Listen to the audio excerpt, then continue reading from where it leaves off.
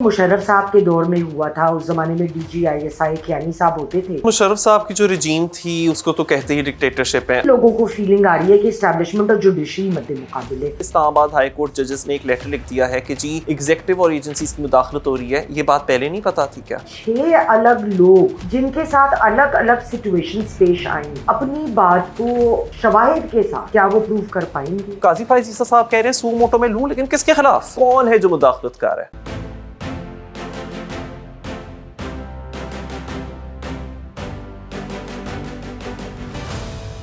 السلام علیکم خواتین و حضرات، میں ہوں آپ کی میزبان یاسمین آفتاب علی، پروگرام یاسمین کی بیٹھک، چینل باغی ٹی وی.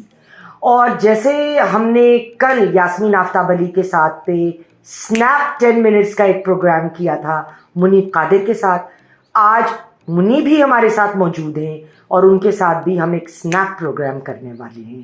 اور یہ پروگرام ہے 6 ججوں کے خطوط کا کیس. السلام علیکم منیب. وعلیکم السلام. Thank you so much. Thank you for continuing to be with me. Thank you for inviting me. My pleasure. اچھا یہ بتاؤ منیب کہ جیسے کہ مشرف صاحب کے دور میں ہوا تھا، اس زمانے میں D G I S I Kayani صاحب ہوتے تھے اور وہاں پہ بہت سارے لوگوں نے اس زمانے میں یہ طے کیا کہ مشرف صاحب کا وقت آ چکا ہے. صحیح ہے نا، ایسے ہی تھا. کیا آپ کو اس کے اور آج کے حالات کے مطابق کوئی کے ساتھ کوئی پیرلل نظر آتا ہے؟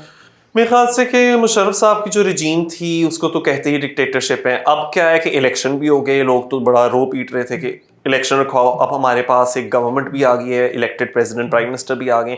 سو آئی ڈونٹ تھنک کہ اگر یعنی کہ ادھر ہمارا جو کرنٹ انٹیلیجنس ایجنسیز کا سیٹ اپ ہے یا جو ہمارے آرمی چیف صاحب ہیں، اگر کسی کو لگ رہا ہے کہ اچھا یہ ان کو کوئی ڈور دکھانے کی کوشش کی جا رہی ہے، آئی ڈونٹ تھنک سو. سو میں پیرللز نہیں ڈرا کر سکتا. اوکے. اگلا سوال کہ پہلے لگتا تھا کہ عمران صاحب اور اسٹیبلشمنٹ مد مقابل ہیں. اب یہ لوگوں کو فیلنگ آ رہی ہے کہ اسٹیبلشمنٹ اور جوڈیشری مد مقابل ہے. یہ فیلنگ کس حد تک درست ہے؟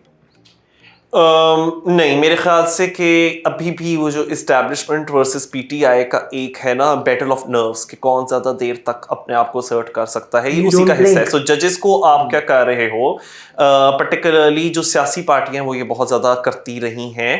اور میرے خیال سے پہلے مداخلت یعنی کہ میرے خیال سے نہیں، یہ بات ہر کوئی کہتا چلا آ رہا ہے، ایجنسیز کی طرف سے بھی رہی ہے جوڈیشری کے اندر. مطلب جو قاضی فائز عیسیٰ کے ساتھ ہوا دھرنا ججمنٹ کے بعد اور پھر مینوفیکچر کیسز، بٹ کوئی یہ سمجھ نہیں رہا اس بات کو کہ جس کو ہم کہتے ہیں دی اسٹیبلشمنٹ، نا what ever you mean by that, اور سیاسی پارٹی جو اس وقت بلو آئیڈ بوائز ہوتے ہیں اسٹیبلشمنٹ کے سیاست کے اندر، ان کا ہمیشہ ایک نیکسس اور ایک لنک ہوتا ہے جس کے تھرو پھر وہ ججز کو کہیں نہ کہیں پریشر کرتے ہیں. آف کورس اب یہ میں ایک انالیسس دے رہا ہوں، میں یہ نہیں کہہ رہا کہ یہ کوئی پروون فیکٹ ہے یا یہ کوئی اسٹیبلش فیکٹ ہے.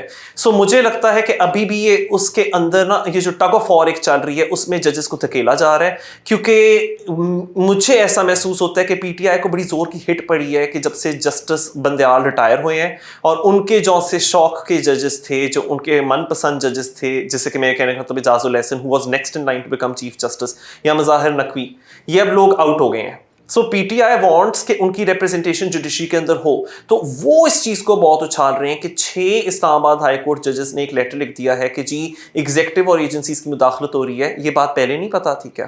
یہ لوگ کہنا چاہتے ہیں کہ جسٹس مظاہر نقوی نے جو مطلب کہ ہی last his position as a جج، یا جو اعجاز الحسن صاحب نے اپنی وہ دے دیا استعفیٰ یا وہ ریٹائر کر گئے، یہ سارا کچھ ہوا تھا due to executive and agencies pressure. بات یہ ہے کہ یہ پریشر اگر آ ہی رہا تھا تو وائی ڈڈ دیز ججز یا مطلب جسٹس اعجاز الحسن انہوں نے پریشر میں آ کر کیوں پھر یعنی کہ ریزائن کیا؟ کیونکہ کہیں نہ کہیں تو پھر ان لوگوں کو بھی پتا تھا کہ the establishment knows something about them which they did not want to come out perhaps. ایک سوال اس کے ساتھ جڑا اور ہے. 6 لوگ 6 مطلب کسی کی جو سٹوری ہے یا جو ان کے ساتھ ہوا ہے، سٹوری تو لفظ شاید غلط ہے، وہ فرق واقعات ہیں، ان کی نیچر فرق ہے. بالکل. اب ہر واقعے کو 6 ججز کیا دیکھیں، مجھے اگر میرے ساتھ کچھ ہوا بھی ہے، آپ میرے گھر آ کے مجھے دھمکی دے کے چلے جاتے ہیں، میں ایک situation hypothetical, but how do I prove that Munib came to me? میں نے تو پروگرام کی ریکارڈنگ کے لیے بنایا تھا، لیکن منیب تو مجھے جب سب چلے گئے اٹھ کے تو منیب نے تو مجھے دھمکی دی. ایگزیکٹلی.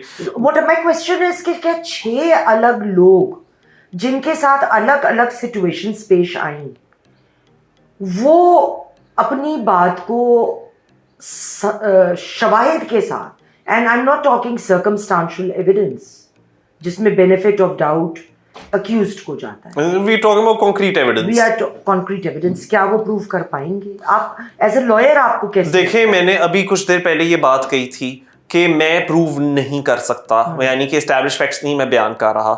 जो कर सकता है तो उनके हवाले से तो चीफ जस्टिस काजी फायज ईसा साहब ने भी कल कहा है, यानी 3 मार्च को जो उन्होंने जजमेंट दी है सुप्रीम कोर्ट में, जो कि 29 अप्रैल तक अब फिर रिजर्व कर दी गई है, और वो कहते हैं मैं फुल कोर्ट कॉन्स्टिट्यूट करूंगा। उन्होंने भी कहा है कि ऐसे हो नहीं सकता ना कि नाम किसी का दिया ही नहीं गया, वो जो लेटर 6 जजेस ने लिखे हैं किसी का नाम नहीं लिया और मैं बैठ के इंक्वायरी करना शुरू कर दूं। और उन्होंने ये भी कहा कि कोर्ट जो है वो तो कोई कमीशन तो नहीं बैठा सकता, और वो सिर्फ यानी हुकूमत, फेडरल गवर्नमेंट, वफाकी हुकूमत का इख्तियार है, जजेस ये हरकत नहीं कर सकते। सो कहने का मतलब ये कि इस तरह की ना घुसर फुसर बड़ी देर से चल रही थी कि जी जजेस के अंदर इस्टेब्लिशमेंट की बड़ी इंटरफेरेंस होती है, जिस तरह के वो जज अरशद मलिक का भी स्कैंडल हुआ था, काजी फायज ईसा साहब का भी हम लोगों को नजर आया, ये तो बड़ी देर से बात चल रही थी। अब क्यों, यानी 6 जजेस ने लेटर लिखा है, अब क्यों सवाल ये पैदा होता है? लेटर्स पहले भी लिखे जा चुके थे, जिसको नहीं, और जस्टिस काजी फायज ईसा इस तरह की मुतालबात 2019 में कर रहे थे। 2 चीफ जस्टिस बदले गए, उनको कोई इंसाफ मिला था काजी फायज ईसा साहब को, और प्रेसिडेंट ने भी बाद में, प्राइम मिनिस्टर इमरान खान जो उसको हुआ करते थे, उन्होंने माना कि ये जो उन्होंने रेफरेंस मूव किया था अगेंस्ट काजी फायज ईसा साहब, दैट वाज रॉन्ग। तो यहां तो चले, फिर भी काजी फायज ईसा साहब ने बड़ी जल्दी नोटिस लिया इसका, सुओ मोटो नोटिस 300 लॉयर्स कह रहे थे, उसमें तसद्दुक जिलानी साहब के बेटे खुद शामिल थे, जो कि उस कमीशन के, जो कमीशन बनने वाली थी उसके चेयरमैन के बेटे, उन्होंने भी कहा कि नहीं सुओ मोटो होना चाहिए। बट अब काजी फायज ईसा साहब कह रहे हैं सुओ मोटो में लूं, लेकिन किसके खिलाफ, किसको बुलाऊं? ये तो बस सिर्फ रैंडम इवेंट्स बताए गए हैं without any identity having been revealed कि कौन है जो मुदाखलत कर रहा है। एक आखिरी सवाल इधर, और जो स्टैंड्स जजेस ने लिया है, अगर मैं इन राइटिंग, मतलब एक मेरा अगर रुतबा है, खैर मेरा वो तो नहीं है जो एक सुप्रीम कोर्ट के जज का है, मतलब जो भी इंसान का होता है जी, तो वो तो फिर एक तरह से उसकी साख इफेक्ट हो जाती है ना। तो मैं पीछे तो बहुत चीज़ों से नहीं हटूंगी। अब जब मैं पीछे नहीं हट रही, मैं कह रही हूँ नहीं ये वाकया यूं हुआ, लेकिन हुआ भी होगा, लेकिन कानून सबूत मांगता है कोई फैसले से पहले, जैसे आपने कहा जी कि जी शवाहिद, नाम भी नहीं लिया लोगों का, और इस तरह से डेजिग्नेशंस पास केसेस में कही गई बिल्कुल कि भाई उस वक्त कौन डेजिग्नेशंस था। तो उसमें नंबर 1 तो ये जब अगर हटेंगे नहीं पीछे, ऑब्वियसली एक स्टैंड लेके, और अगर ये नहीं फैक्ट्स के साथ केस नहीं पेश कर पाए, तो फिर इनका अपना स्टेटस क्या, मतलब what would there be the next action में किस तरह? आई जस्ट होप, देखें जजेस की जो सिक्योरिटी ऑफ टेन्योर होता है वो बहुत अहम होता है to retain independence of judiciary, और ये काजी फायज ईसा साहब ने भी 3 अप्रैल को ये कहा है सुप्रीम कोर्ट में कि मैं कभी भी जुडिशल इंडिपेंडेंस में इंटरफेरेंस नहीं होने दूंगा, मैं उसका गार्डियन हूँ। चलें ये तो हर चीफ जस्टिस ही कहता रहता है, लेकिन मैं ये उम्मीद करता हूँ कि इवन अगर ये सही साबित नहीं होता जो high court, Islamabad high court जजेस ने अपने लेटर में लिखा हुआ है, आई होप कि उनके खिलाफ कोई रिवेंज ना लिया जाए, आई होप कि उनको उनका काम आगे करने दिया जाए, because this is a very I think important point which they have raised, और ये बिल्कुल बनता है इस पॉइंट को रेज करना। लेकिन हमें माइंड में ये भी रखना चाहिए कि एक कैंपेन भी चलाई जा रही है एक सियासी पार्टी की तरफ से, खास तौर पे, जो कि कहते हैं कि मेरी बीवी के उसमें खाने में पॉइजन डाल दिया, और उसमें वो आर्मी चीफ का नाम ले रहे हैं कि जी इसके पीछे आर्मी चीफ या DGIs आए हैं। तो ये एक अडयाला जेल के अंदर एक सियासी पार्टी के बानी हैं, वो लॉक्ड हैं, और इमरान खान साहब, तो उन्होंने इल्ज़ाम सीधा आर्मी चीफ के ऊपर डाल दिया। अब ये वो चीज़ें हैं which you have to substantiate. ये कहना कि इस तरह की बातें और अफवाहें हमने बहुत सुनी है, ठीक है सुन रखी होंगी, लेकिन अगर आप इसको प्रूफ नहीं कर सकते, ये बहुत बड़ा इल्ज़ाम है जो कि मुल्क की पॉलिटिकल स्टेबिलिटी को अंडरमाइन कर सकता है। और हमें पता है कि इस वक्त पाकिस्तान को जिसकी सबसे ज़्यादा ज़रूरत है, टेरर थ्रेट भी हम फेस कर रहे हैं और इकोनॉमिक क्राइसिस फेस कर रहे हैं। We need political stability now that we have a government in place and we have an army chief, जिनकी के मुझे याद है कि अपॉइंटमेंट को इतना इसी सियासी पार्टी ने, PTI ने, इतना कंट्रोवर्शियल बना दिया था। अब जब चीजें सेटल हो गई हैं, please let us move on. ये IMF के पास जाकर आप कैंपेन कर रहे हो, यूरोपियन यूनियन को कह रहे हो GSP+ स्टेटस पाकिस्तान का छीन लो।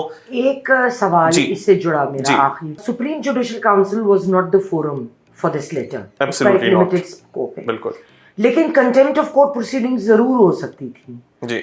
या चीफ जस्टिस को पर्सनली खत लिखकर और बाकी तमाम चीफ जो जजेस थे उनको वो लेटर की कॉपी भेजी जा सकती थी. जी. तो ये रास्ता क्यों नहीं इख्तियार किया हमारे ऑनरेबल जजेस ने? देखिए यही सवाल काजी फायजी साहब ने पूछा है कि यानी आर्टिकल 184 के आगे से हमारी सुप्रीम कोर्ट की जुरिस्डिक्शन शुरू होती है. अगर ये हो ही रहा था इस्लामाबाद हाई कोर्ट जजेस के खिलाफ, आपने सीधा जाकर सुप्रीम जुडिशल काउंसिल को कहना शुरू कर दिया या अब कह रहे हो 300 लॉयर कह रहे हैं सुप्रीम कोर्ट नोटिस ले. भाई ये तो इस्लामाबाद हाई कोर्ट खुद कंटेम्प्ट लगा सकती थी कि अगर जजेस के फैसलों को नहीं आप कैरी आउट कर रहे, उनके ऊपर अमल दरामद नहीं हो रहा. बिल्कुल, ये मुझे कंफ्यूजन क्रिएट करती है तो ये उन्होंने वहां ही सीधा कंटेम्प्ट क्यों लगाया when they had the jurisdiction do so. तो मैं इसलिए ये कह रहा हूं, जो मैंने एक और बात की उससे लिंक्ड है कि why now when these things were being said since decades and years. तो कोई एक आई थिंक इसमें सियासी पार्टी का कोई ना कोई एडवांटेज जरूर है या कोई ऐसा इस पूरी सिचुएशन में एक बॉडी ऑफ पीपल है who have a political advantage to draw from this question mark being raised on the credibility of जजेस. Thank you very much for joining us today, Munir. It was a very sharp discussion but a very fruitful discussion. ख़वातीन व हज़रात, programme को पसंद करें, like करें, share करना बिल्कुल ना भूलें. अगली प्रोग्राम तक के लिए खुदा हाफ़िज़.